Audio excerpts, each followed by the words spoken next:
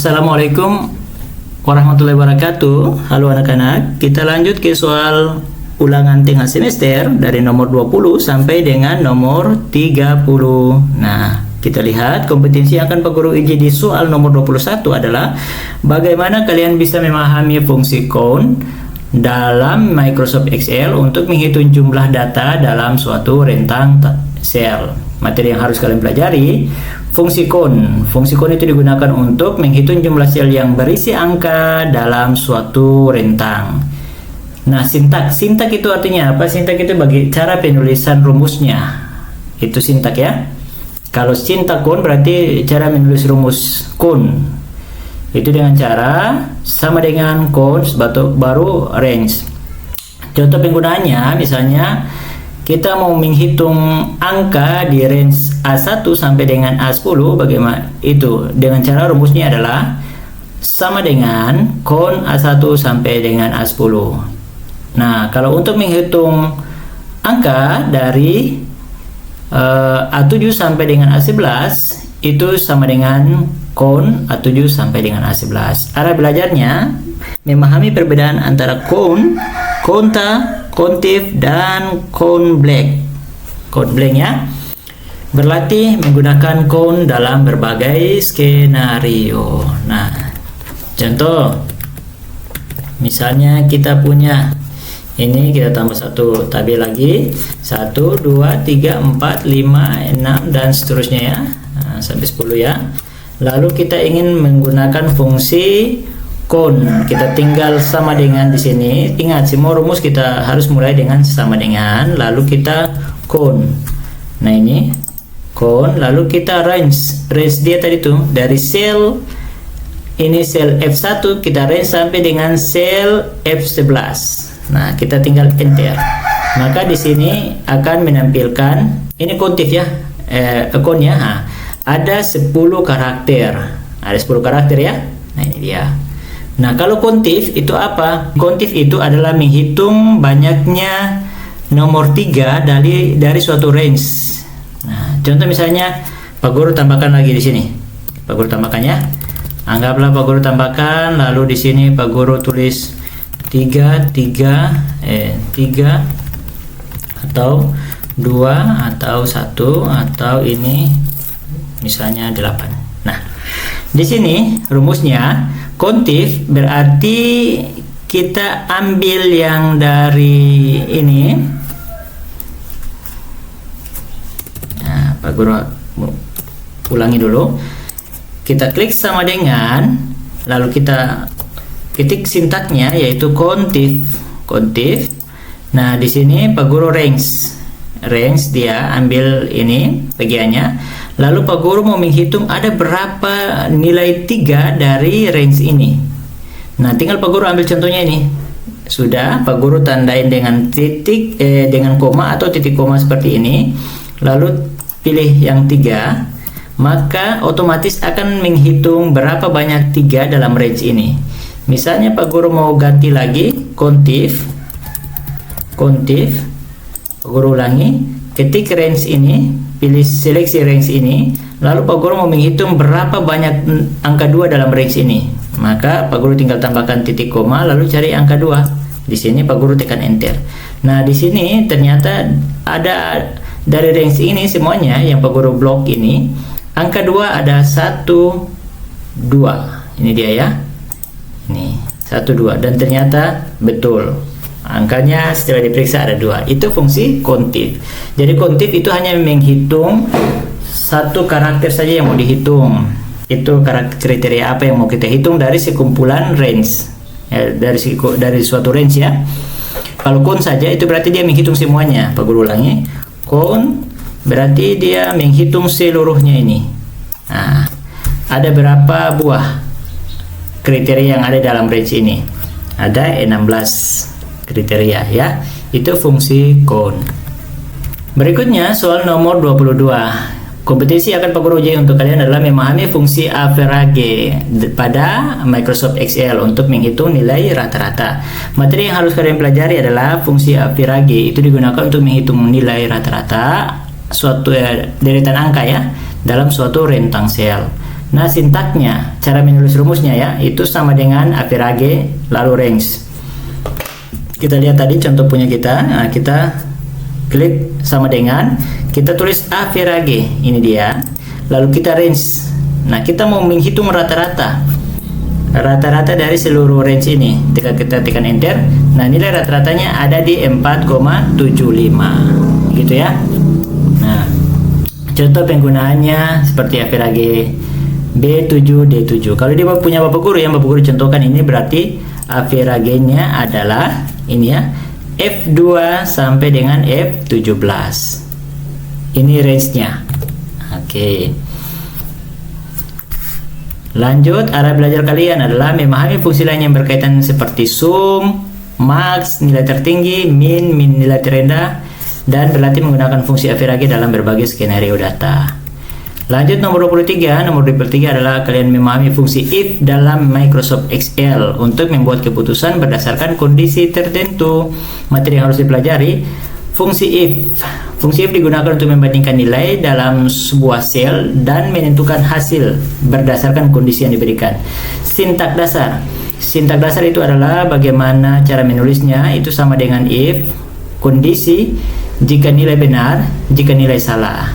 Nah, ini contoh penggunaannya, sama dengan if E7 lebih besar sama dengan 200, maka monitor LCD ini, ingat cara menulisnya, ada tanda petik,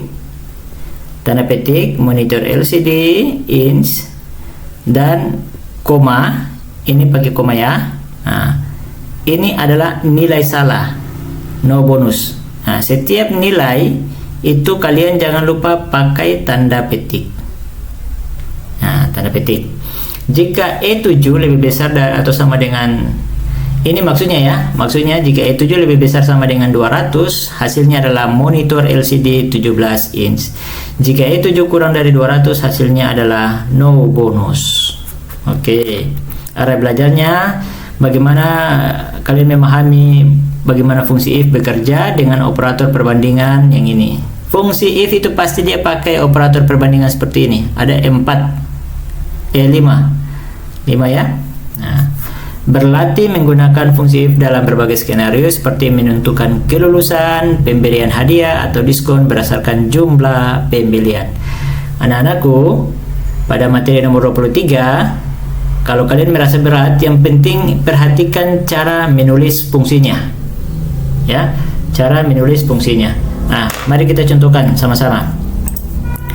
Contohnya, jika 4, ini ingat ya, ini sintaknya. Sintak itu cara menulis rumus. Sintaknya adalah sama dengan if, buka kurung, kondisinya jika nilai benar dan jika nilai salah. Nah, anggap sama dengan if, buka kurung, kita mau pakai yang ini, kita ambil yang 4 ya.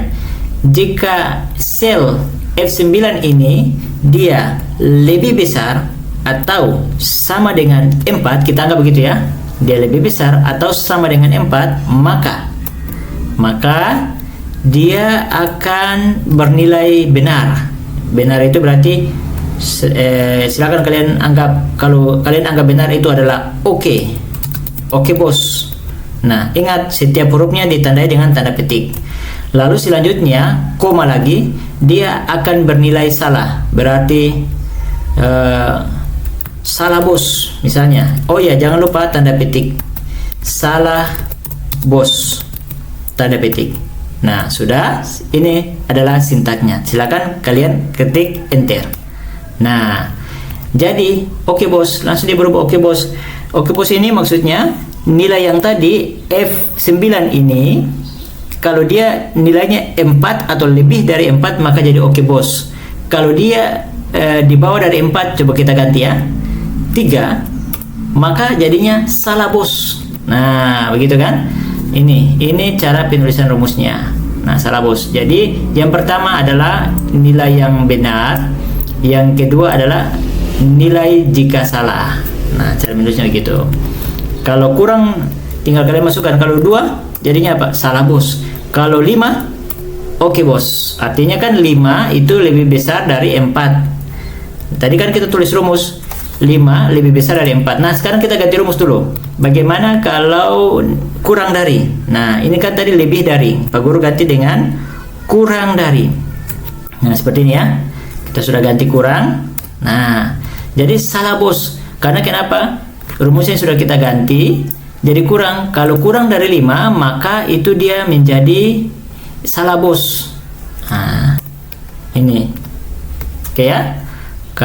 Maksudnya kalau kurang dari 4. Kalau kurang atau sama dengan 4 itu baru jadi oke bos, tapi kalau lebih maka jadi salah bos. Kalau kita ganti nomor 1, baru oke bos. Karena kenapa? Karena dia nilainya ada ini di bawah dari 4, kurang dari 4. Nah, nanti dia berarti akan menjadi nilai yang benar. Oke bos. Nah, oke ya. Nah, selanjutnya kita lihat materi berikut. Nomor 24. Nomor 24, kalian memahami fungsi max, sum, min, dan average dalam Microsoft Excel untuk melakukan perhitungan pada data angka. Materi yang harus dipelajari adalah fungsi max digunakan untuk mencari nilai terbesar dalam suatu rentang sel. Sintaksnya adalah sama dengan max range. Contoh, max kita mau range dari E7 sampai dengan E11. Itu berarti mencari nilai tertinggi dari rentang sel E7 sampai dengan E11. Fungsi lainnya adalah sum, min, average. Nah, kita lihat contohnya seperti ini. Pak Guru mau mencari fungsi max, berarti sama dengan max. Ini ya. Lalu kita range dari sini. Maka akan mencari nilai tertinggi yang ada dalam range yang Pak Guru sudah berikan ini. Nah, nilai tertinggi dari sini adalah ternyata 10. Kalau Pak Guru bikin di sini di range tadi ini ganti dengan 20, maka otomatis di sini akan menjadi 20 karena nilai yang tertinggi ada 20. Nah, kalau nilai terendah tinggal kita ganti max menjadi min. Nah, nilai terendah dari rentang sini ternyata ada 1. Lalu kalau kita ganti ada yang 0, misalnya kita ganti 0, maka 0 juga akan muncul karena 0 dianggap sebagai nilai terendah dari range ini. Begitu ya. Nah, silakan pelajari yang lain lagi seperti sum dan lain-lain. Nah, kita coba contoh sum. Sama dengan sum. Sum lalu range ini. Oke. Jadinya adalah 87. Berarti sums ini adalah jumlah dari seluruh angka-angka yang ada dalam range ini.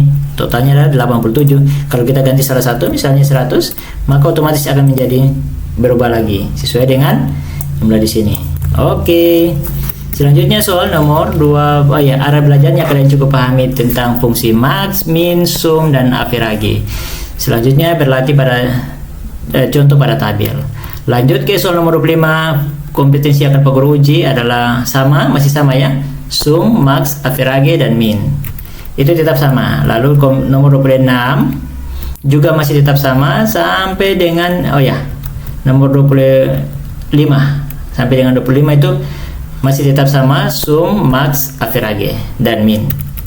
Nah, nomor 26 itu kita bahas tentang memahami jenis-jenis jaringan komputer berdasarkan cakupannya dan mengetahui jaringan komputer berskala global. Nah, contoh jenis-jenis jaringan komputer berdasarkan cakupannya ada yang namanya PAN, LAN, MAN, WAN. Nah, ingat-ingat PAN itu apa? Personal Area Network. Berarti ini jaringan kecil saja. Nah, jaringan kecil untuk perangkat pribadi. Lalu LAN itu adalah Local Area Network. Lalu jaringannya dalam satu area terbatas seperti sekolah atau kantor. Kalau MAN itu Metropolitan Area Network, jaringan dalam suatu kota atau area yang lebih luas dari LAN. Kalau WAN itu Wide Area Network, jaringannya berskala besar yang mencakup negara atau dunia. Kalau internet, ini internet istilah lain lagi. Internet adalah jaringan komputer terbesar yang menghubungkan seluruh dunia. Ciri-ciri jaringan global atau internet: menghubungkan jutaan perangkat di berbagai negara, memanfaatkan protokol TCP atau IP sebagai standar komunikasi, berfungsi sebagai media informasi komunikasi dan berbagi data. Lalu arah belajar kalian fokus ke mempelajari LAN, MAN, WAN, dan internet serta fungsinya. Kenali konsep dasar jaringan global dan bagaimana komputer di berbagai negara bisa saling terhubung. Nomor 27 itu kompetensi yang akan Pak Guru uji adalah memahami konsep intranet dan hambatan dalam membangun jaringan internal atau pada intranet ya. materi yang harus dipelajari, kalian harus memahami apa itu pengertian dari intranet. Jaringan internal dalam suatu organisasi atau suatu perusahaan digunakan untuk berbagai informasi, komunikasi, dan koordinasi antar karyawan. Tidak bisa diakses dari luar tanpa izin khusus.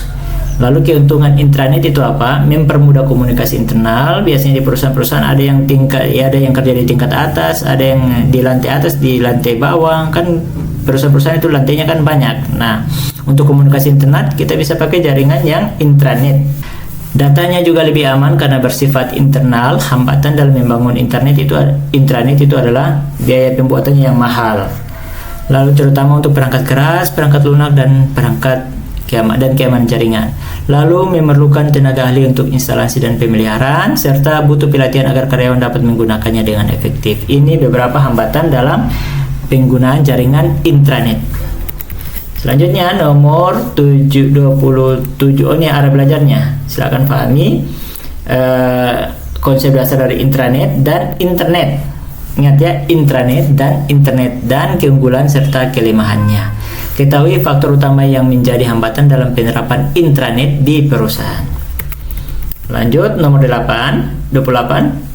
Itu kalian akan mempelajari tentang jenis-jenis topologi jaringan komputer. Ini nomor 28 sampai dengan 30. Itu kalian pelajari jenis-jenisnya ya. Topologi jaringan komputer itu topologi star, bentuknya kayak bagaimana? Nah, topologi ring itu bentuknya seperti apa, topologi bus itu bentuknya seperti apa, dan topologi tree itu bentuknya seperti apa. Silakan search di Google, coba cari lalu pelajari setiap jenis-jenis topologi dalam komputer. Nah, nomor 29 juga sama ya. Nah, itu kita mempelajari topologi itu sampai dengan nomor 30. Nah, oke anak-anak, demikian kira-kira kisi-kisi materi soal sumatif tengah semester yang bisa Pak Guru sampaikan. Jangan lupa belajar, jaga terus kesehatan kalian. Semoga saat melaksanakan sumatif tengah semester kalian bisa melaluinya dengan baik dan mendapatkan hasil yang baik pula. Terima kasih. Wassalamualaikum warahmatullahi wabarakatuh.